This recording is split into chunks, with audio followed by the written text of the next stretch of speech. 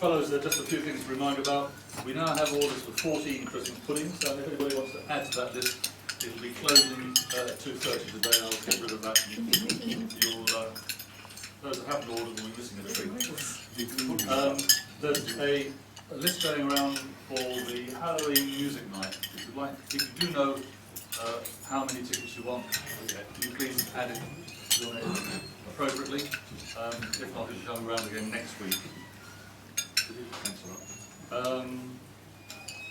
We are still taking orders for the Romford Club's Antiques Roadshow dinner, and also to remind you that there is this art exhibition this coming weekend. Bradley Club of Culture Centurion. If you want to go to that, I've got details in Westwood Park. 4th of October is District Council, and although I have sent details to a lot of members of the club, I just need to know who will be going to the council meeting on Saturday the 4th of October. Not at the usual place, it's in Riddle this time, so don't turn up in wherever it was we used to go. You may have noticed I put a box or a container on the bar there. It came to our attention that St Francis is collecting stamps and coins of all sorts of nationalities. If you'd like to bring them along, the lodges say they get lots of stamps, so they'll be putting them in. Lou's got access to lots of stamps, so anyone else who wants to get rid of stamps will tell them what they want to bring them in, and it will benefit St Francis. I know they need black bags full of these things, but every single one is grateful to receive. Still taking orders for those who want Christmas cards and calendars. And the only thing is to remind that club service meets this evening at 7 o'clock in Brian's house. It'll probably be a longish one, I should think. Thanks a lot. 7:30. Thank you. Not too long, I hope. Yeah, just a reminder, it's the first club service we will have sometimes, so I would appreciate it if those on the committee could attend.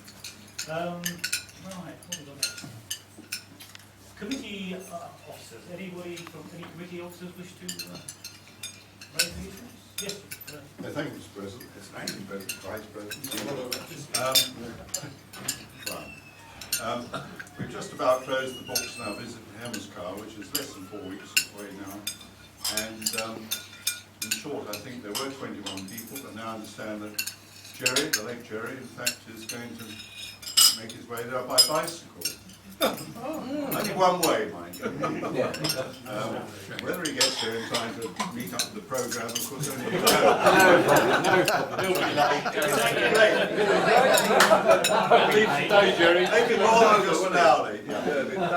Jerry, I don't know how confident you are, but really, if you are confident, you ought to be raising some sort of sponsorship list. Yeah. I'd like to, but I think the same old problem, which I'm sure we might talk about tonight, is raising money, putting the bowl around to the same old people all the time. When you think of any ways to widen it, I'd love to do it, but I always feel a bit shy about putting your head around to the same old club members all the time. Well, it's up to the fellows to say whether they feel shy about that, but I guess if you wanted to put a list around, Do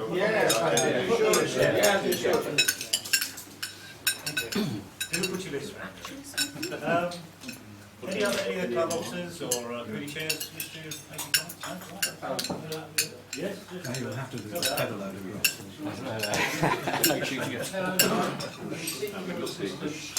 In respect of the Halloween music night, I would ask any of you that you can to get your friendly shopkeepers to put a poster up in their windows or in their shop. And if there's any of you here today that can do that, I've got some posters, and if you see me after the meeting, I'll give you some posters, and I would appreciate your help. Thank you, Mr. President. Thank you very much. Yeah, do put the posters up, lads. It's another more money for all good causes. George, you want to do it? Yeah, with my bull hat on, we are already collecting articles and stories for the bull, so please, for the Christmas edition, for the Christmas edition, we'd welcome your contribution. ASAP, please. Thank you very much. Thank you very much. I will now ask Joan to select a ticket. Not sure. From here. Okay. No chance. Oh, what are we here? 403.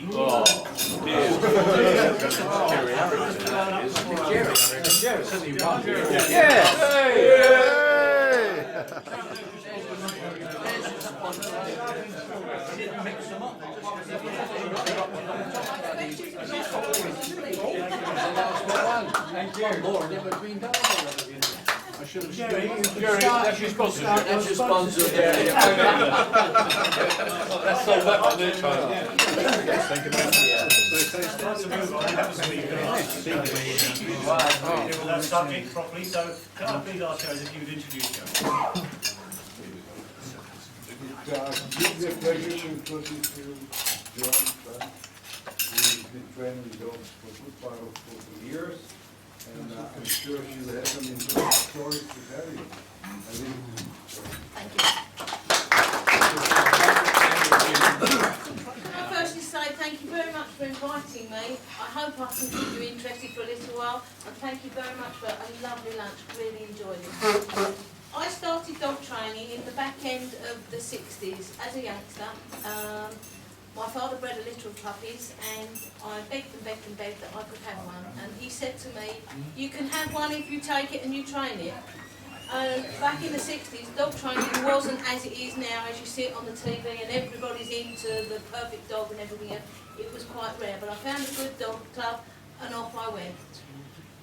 Since those days, I have worked, as a young married woman, I worked as a veterinary nurse for Wiley's in Upminster for a few years. Then I went on, because we needed more money for the house, and worked in town as you do.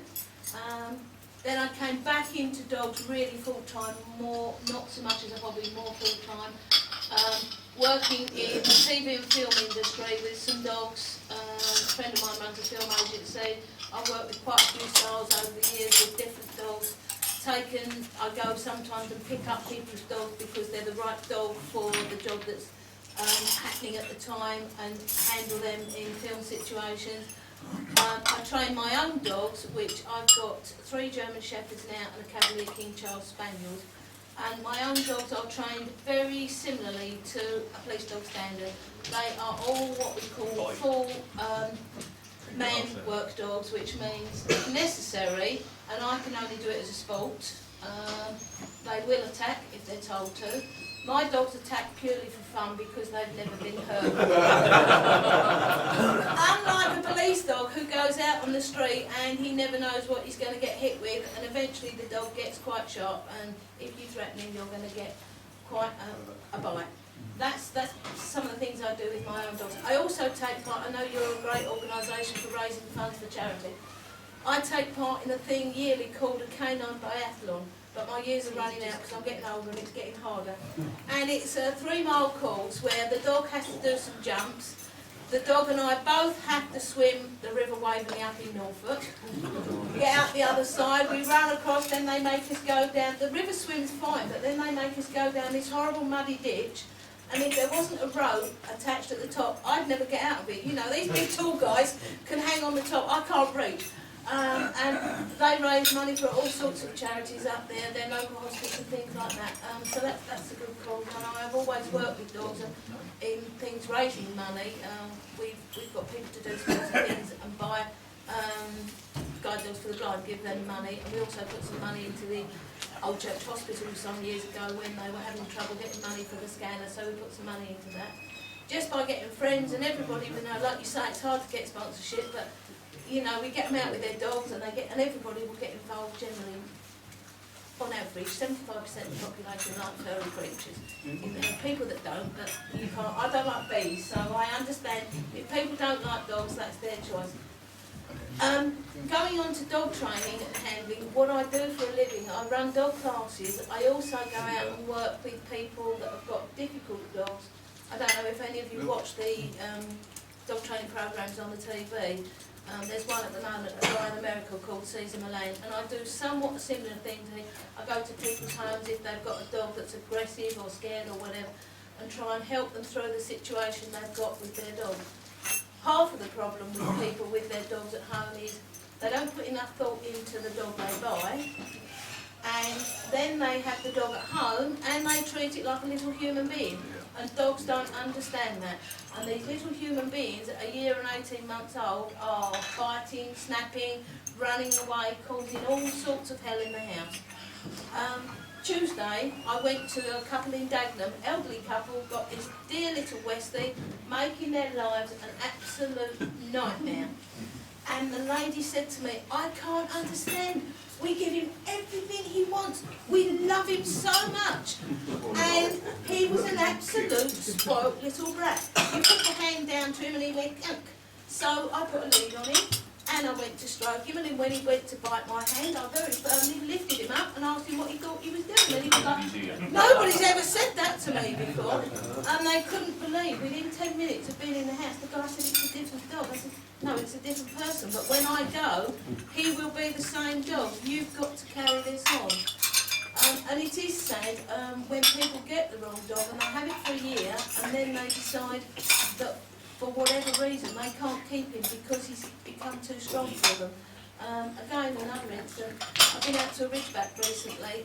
Again, a lovely couple, Rhodesian Ridgeback are very strong dogs and they need some handling. The dog is 10 months old, the guy has fought and wrestled with it, so he thinks that all the family are dogs. And now, when the wife goes into the kitchen and asks him to go out, he goes, but I don't want to. And the squeeze on the hand's getting harder and harder. The wife and the daughter in the house now are frightened of this dog, so the only option is the dog needs to be rehomed now before he gets too difficult, and nobody will want him, because you can't live with a dog in the house that you're frightened of. When people get a puppy, what we advise, and we say to them, when people ring me and, oh, we're getting a puppy, I go, get a cage. And most people are absolutely horrified. How can we put this dear little soul that we've gone out and paid £700–800 in a cage? He won't like it. He's not meant to like it. It's meant to teach the dog control. If you cage train a puppy from the very beginning, I can have a puppy in my house for 2 weeks and I don't have any tickles on the carpet because he's house trained within a fortnight. Because he's tall. I don't have anything chewed in my house and my dogs don't learn to chew. I never have to physically chastise my dogs, which you shouldn't be doing anyway, because if they're out of the cage when they're young, I'm around, I can see what they're up to. If I go up for a shower, in your bed, and off I go. I know I can be showering and he's not chewing through an electric cable and could kill himself. When I say this to people about cages, they look at me as much as I must have the most unhappy dogs in the world. And I've got a friend that she says to people now, if I come back, I'm coming back as one of Joan's dogs. Because they know exactly where they stand. If they step out of line, I go, in your bed, and they're like, oh, gone. If I shout at the other half, they disappear as well. Out of it. I'm going to keep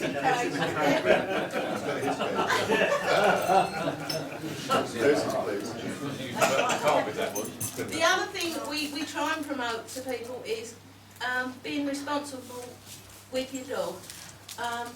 And not just picking up their poo, which everybody should do if they've got a dog, which we try and get. And you still see loads and loads of people, oh, he's doing it, oh, just not the other way.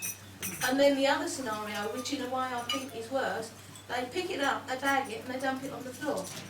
Then that puts a risk to wildlife because they come and eat the bag, and then your wildlife suffers. So you try and get over to people, pick it up, and it is a nuisance if you start your dog walk and you've got 2 miles to go, hanging a bag of poo in your hand, but that's part of having a dog and you have to do it. I tell you what, my daughter did that years ago when she was about 11. She had an old wax coat, we were out dog training, and in the pocket went the bag of poo. Yes, she did. The next week out training, she went like that, and out came, I'm glad to say, the coat always lived in the shed, not indoors. The other thing we try and say to people is, just because you like dogs, it doesn't mean that everybody else likes dogs. When I'm out with my dog, if I see somebody coming along, I will call my dog back to me, and the training's been done, so he understands that. And I'll keep him with me. If the people want to stop and talk and fuss him, that's their choice. But I don't let my dog go rushing up to other people. It's not fair. And it isn't just because they're German Shepherds. I've got 3 German Shepherds and a Cavalier King Charles Spaniel. And the naughtiest dog I own is the King Charles Spaniel. Yeah, not much. Yeah. She has the same rules as the others, apart from the fact she's allowed to sit on the sofa. The other dog, my big dogs don't come into the lounge. They're allowed as far as the utility room, the conservatory and the kitchen, and that's it. From there, the house is mine. It's a dog-free zone. But she's the little dog. A couple of years ago, I was walking over a footpath and she ran at a lady going, so I immediately got hold of her and went, what do you think you're doing? This lady said to me, oh, don't tell her off, it doesn't matter. It does matter, it doesn't matter what the size of the dog is. If that had been one of the big dogs, that poor lady would probably have been absolutely shocked, or I could have had a policeman knocking on the door because my dog had threatened somebody. It does matter, no matter what the size. Another thing I saw not so long ago up at Thorndon, I spend a lot of time walking up at Thorndon, guy coming along and he had a Dalmatian. No control whatsoever, absolutely no control. Down sitting on the field was a young family having a picnic. They'd got their blanket, a couple of kiddies, their bikes, all sitting there. We got past this guy with a Dalmatian, it launched at me, jumped up at me. He could see as well as I could these people sitting down on this field, but didn't attempt to put the dog on the lead. The next minute, this dog is in the middle of this family's picnic. Well, I'm a dog lover. I would have been really, really miffed. Believe you me, I'd have had words with him. And they're the sort of people that everything we're trying to do, they can undo so quickly. You know, and all it needs is to come to some classes or seek some advice, and then you can take your dog anywhere you like to go. When I go off to film shoots, I stay in B&Bs, I stay in posh hotels. The dog comes. The dog comes in with me, you know, wherever I go, because he's used to it. And even people's dogs that I take, if it's a dog I don't know, I take a cage. And I put the dog in a cage when it's in the room. I then know I haven't got to face the staff of the hotel saying, excuse me, my dog's chewed the cover on the bed or something like that. It's just controlling what you've got. People travelling with their dogs in cars, how many times do you see a dog sitting on the front seat, or with its head stuck out the window, or even worse, sitting on the driver's lap? And it is a point of law now, a dog should be restrained. Yeah, a dog should be restrained in a car, because if you have an accident and that dog is behind you, that is the same as a person. When that is coming forward at speed, that would be like you being hit in the back of the head by a person. So, i.e., there's several ways you can contain your dog in a car. I've got what my daughter calls a Tupperware box. It's in the shooting world, they have these big plastic boxes. They're specially made for dogs with cages on the front. Keeps the back of the car clean, because when the dog's smothered in mud and he shakes, it doesn't go all over the top of the car because it's in this box, and you just get the box out and pressure wash it. You can put the dog in a harness in the car, or you can put it behind a dog guard, but it should be restrained so that you know where it is. A dog that can get its head out of the window, anything a dog's head can go through, it can get the rest of its body through. If you see people go and they, oh no, he loves his head out the window. Firstly, it's not good for the dog, it's not good for their eyes and their ears, and more importantly, it's not good for the poor guy in the car behind when the damn thing comes flying out the window and he has to swerve or hit the dog. And it does happen, you know, people will say, oh, it's fine. And the dog likes it. Again, dogs they don't think like people, and that is the trouble in the dog world today. People tend to think that dogs think like we do. They don't. All they want is to be fed, a warm, dry bed, and somebody to take them for a walk. Happy as Larry then. Absolutely fine. Going back to some of the funny stories, if I tell you some, the way I work my dogs, as I say, is very similar to police dogs. And I train with some police dog handlers at the time, and I don't know if any of you have been in the police force, but police dog handlers have got a very, very wicked sense of humour. One of the times I was out with these guys, we were doing a building search. They've got this building, and they let me take my, because he's competing quite highly at the time, they said, let me take my dog and have a go. But if you want to have a go, you also have to help them, because at the time there weren't many female police dog handlers, and especially one that would put on the big padded sleeve and run and let a German Shepherd get you. So providing I was prepared to do that, they'd help me with my dog. So we go off to this old deserted farmhouse in Epping, and they decide they need to hide me in the house. And I think it was blokes being blokes, to be truthful. They found this filthy old cupboard under the stairs in this dark old house, and they went in there, and I went, no, come on, in you go. And I've got in this cupboard, and I'm sitting in there, and I'm thinking, farmhouse, deserted, rats, are there anything in here? And I'm like praying for the dog to hurry up and find me, which he did eventually, but I was like this, let me out, let me out. I'm sure he could hear me shaking, that's how he found me. Another time, the same crowd, they took me out, and because the dogs have got to know to search and find people and things at any time, they put me under a bath, and not a fiberglass bath, a cast iron bath, because I was the only one small enough, they reckon, that they could get under this bath. So they put me under this bath, and all I've got is the outlet where the overflow would be. That was what I breathed through, that was where the air was coming from. And again, it's weeds and worms and all sorts, and I'm like, and as I'm under this bath, I get all these guys saying, right, lunchtime, we're off to the pub, see you later. And I'm thinking, they're quite likely to do this and leave me under here for an hour, hour and a half. And I think, oh, please. And I thought, I'll get out from here. And I went like that, and nothing happened. It would not move. So there I am, stuck, well and truly stuck. And all of a sudden, I heard, the dog was called George. I heard George come running around going, oh, find me, please find me, George. And he stuck his nose on my nose through this hole, and then he went, woof! And I thought, oh, good boy. And they came and got me out. So there's lots of fun sides to dog training, as well as the serious sides. As I say, if you've got a dog, you need to be doing something, not as mad as I do. My whole life is dog involved. I work dogs all the time. I work with quite a lot of difficult dogs. Last night, in fact, I was out in Upminster. There's a young girl who lives down the road to me. She's got a German Shepherd, huge great boy. She came training to a class when he was 5 months old. He was already showing signs of being a bit of a jack-o'-lad and going to be a bit of a handful. We said to her, you need to do this, you need to do that. She did 2 classes, didn't like what was being said, so off she went. She knocked on my door 3 weeks ago. She said, Joan, I'm in terrible trouble with this dog. He is now nearly 2. He wants to kill people, he wants to kill other dogs. She walks him in a muzzle, on a head collar, at night when she hopes she won't bump into anybody. And I'm afraid I did say to her, if you'd have listened in the first place, the dog wouldn't be having to go through this. And he wasn't, I think, far off of being a put-to-sleep job. It's quite difficult indoors.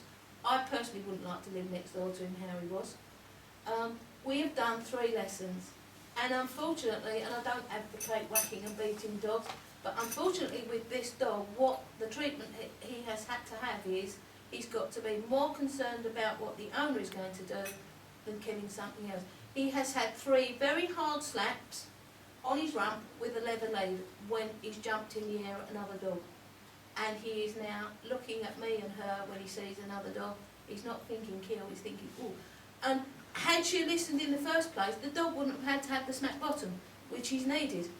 Last night in Upminster, I thought, I need to set this dog up with a dog I can get close to it, but I can't trust it, even muzzled, because it just... So I've been hunting all the charity shops, everywhere I could go, and for a dog on wheels. Do you think you can find a dog on wheels if you try? No. I've been on eBay. Last Monday, a lady came into my class, she went, I found one. There was this tatty, dirty old plastic orange dog, but he was on wheels. So when I went out last night, I said to this girl, right, we walked him through the town and watched him, that was fine. Said to her, right, you just wait there, I'm going round the corner. When I call okay, I want you to bring him round the corner. As she came round the corner, I was trailing Fido along. Well, he went ballistic, this dog. I mean, he was going to kill it, without a doubt. So he got a smack bottom, fine. Then we walked along and I trailed Fido along and he got settled with that. So then I took her back to my house and I got my spaniel out. And she was the other side of the road and I walked her up and down a couple of times. Let him see the spaniel so he was aware she was there. Then I said to the girl, right, now you gently walk him that way. I'm going to walk in behind you with Robin. I'm going to make sure I'm between you and my dog because I obviously don't want to put her at risk. And we walked in for another half an hour with a dog beside him. But it took him having that smack on the bottom really hard to be able to do that, which had he had the rules at the beginning, it wouldn't have needed to happen because he wouldn't have been in the state he is. The other thing with lots of dogs now, lots of the bigger breeds, especially German Shepherds, Dobies, Ridgebacks, all the quite working breed, we're bringing a lot of breeding in from the continent, which make superb working dogs, but they don't make good pets because people can't handle them. They've got too much going on. 18 months ago, I had a young police dog puppy. I had her for a year. I did her basics, taught her heel work and a bit of tracking and a bit of searching and that. But she was like a rocket. I mean, when you weren't with her, she was in a cage. You would not have left Aggie without her being in a cage when you weren't with her. And I worked and worked and worked on it, and she was really, really coming along quite well.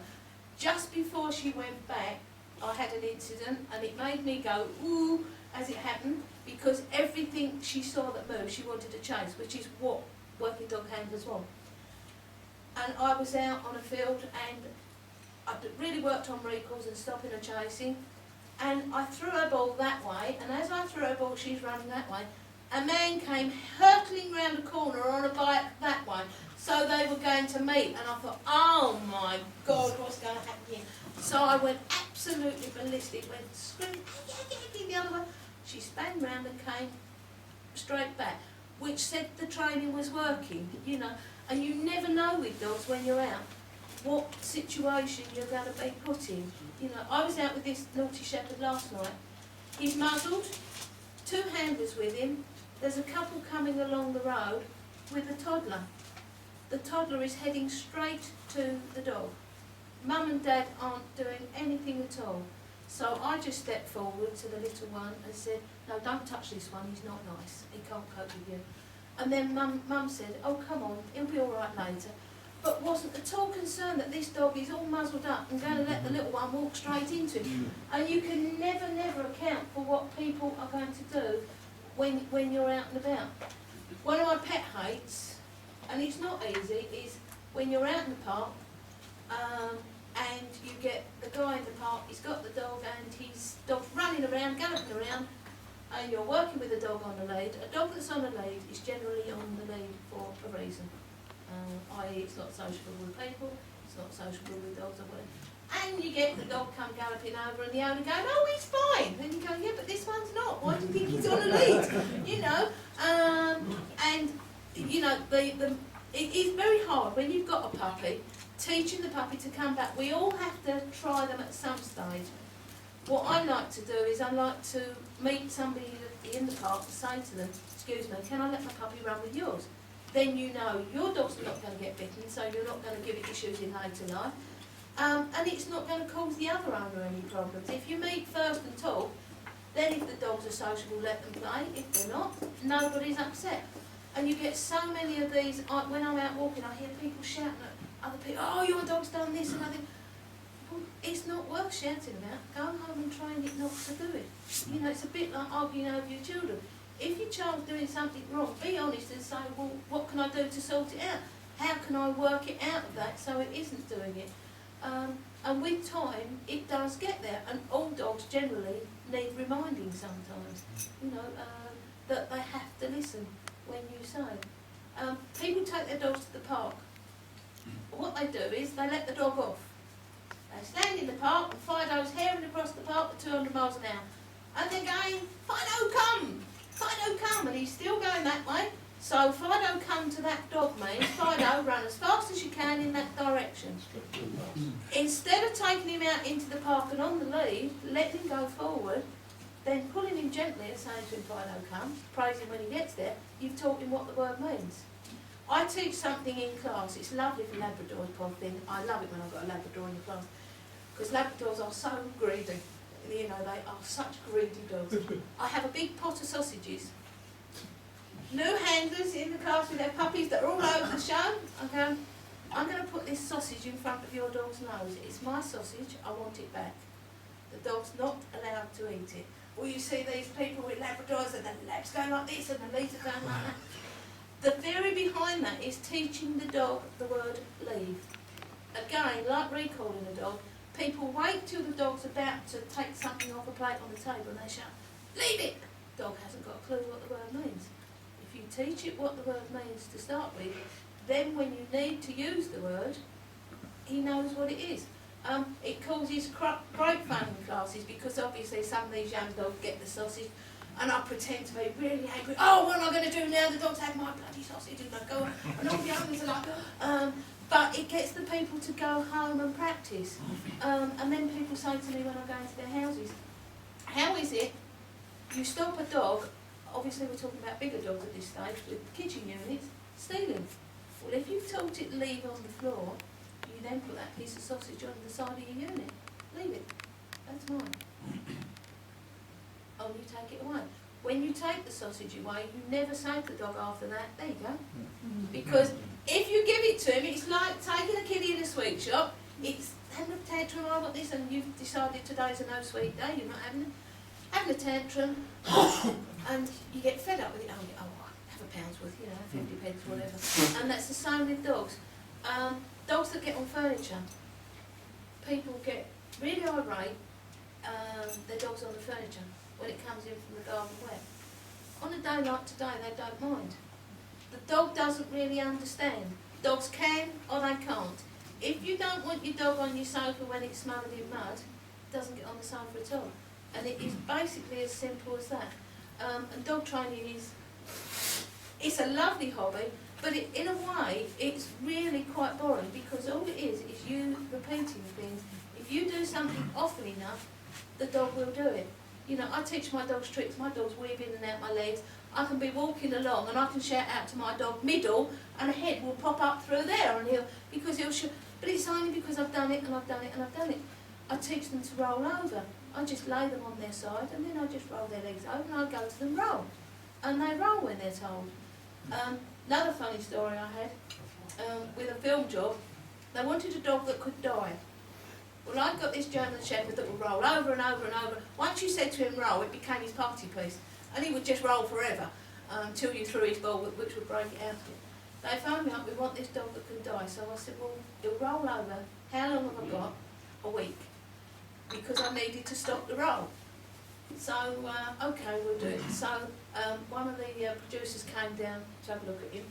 We've got him in the field, and the theory is the dog's going to be shot and he dies.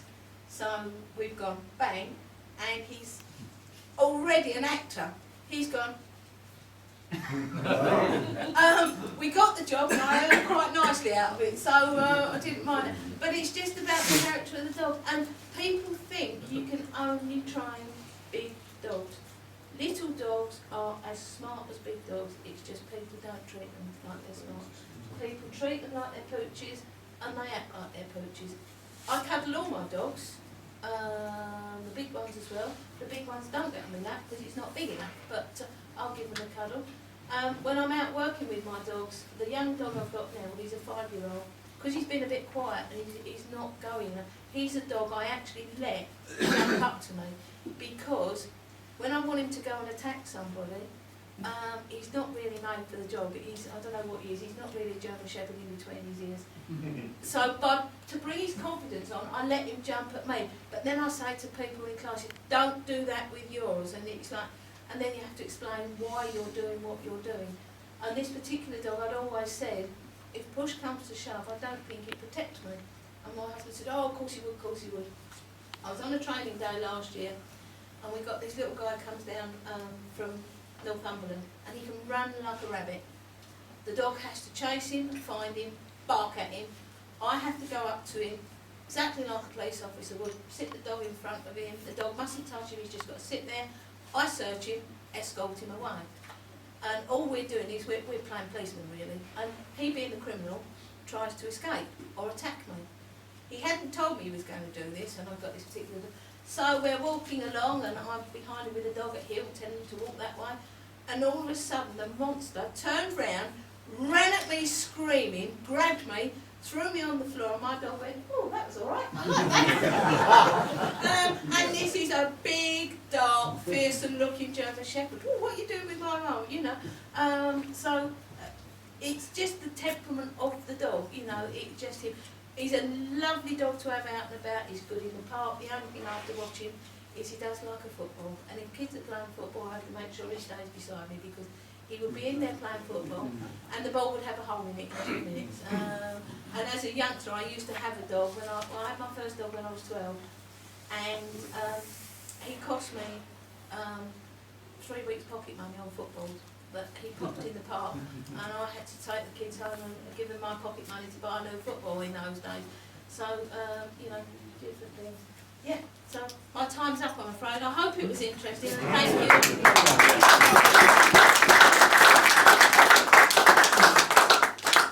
Thank you. A few lessons for Rotarian then. Roll over months of Rotarians are trainable. Yeah, sorry, yeah, forgive me, yes. Do you not consider that in this day and age now that it would be appropriate for people to have dog licences again? I don't think people would buy them, George. It's local government. I don't think people would buy them. When you've got the types of people, you've got the people that I work with in general would probably, yeah, they would do everything to be responsible and have their dogs right. Then you've got the people right now, the big issue in the country now is the drug dealers with the fighting dogs and the problems they're causing. Those sorts of people with those sorts of dogs that are going to give issues, they're never going to buy the licence, I don't think. I don't think at all. That's just my opinion, but I don't think they will. Any other questions? Yes. Well, no question exactly, but just a statement. I had a German Shepherd once who was convinced he was a pig because he always got on the lap. It took a long time to get a break him with that, and then thereafter he was always a very peaceable dog. And although he looked vicious, and I played on that for safety's sake, anybody could walk, step over him and walk in. Yeah. It's just temperament. So. I always say to mine, if we have builders or anything, because you don't know, and I always put the dogs out the garden on the other side of the patio fence, and I say to them, don't go near them. They'll have you if you go near them.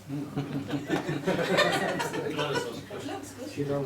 I saw someone on television the other day who had a dog that was trained to serve bees in the fields. That's good, isn't it? Yeah. And I only saw it for a couple of minutes, but she said that she never gives the dogs any food treats, it's always just a ball to play with. Is that standard procedure?